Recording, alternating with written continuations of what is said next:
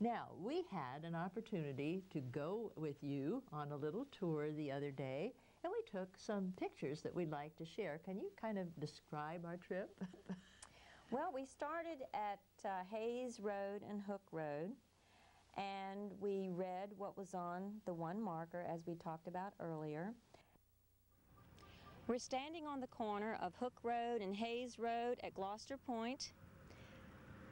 This area was originally referred to as the Hook or Hook Store. Now it's referred to as Hayes Store.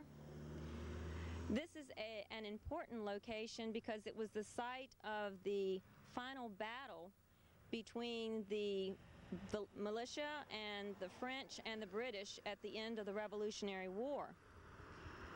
This is one of the two markers at this particular site commemorating that particular event, and I'm going to read this one to you.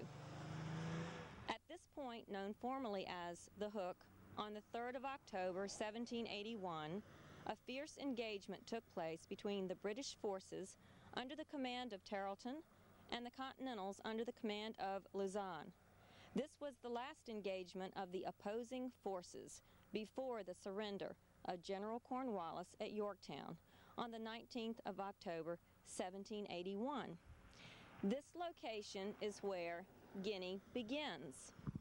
We have, in addition to a dispatch that was sent to General Washington by General Weedon in September of 1781, in addition to that, we have had local people who have heard through word of mouth and known that this was the beginning of Guinea.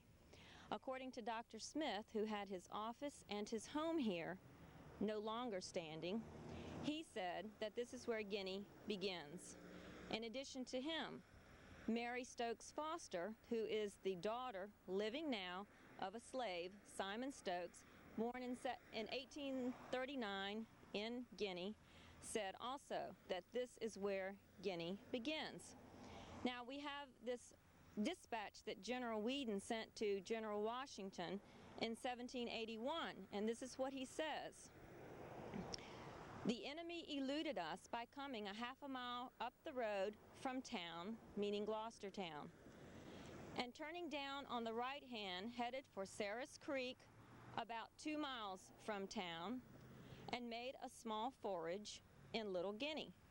Well, this dispatch is so important because it tells us three things. It gives us a date of September 1781, it gives us distances, and it gives us the name or the reference to Little Guinea.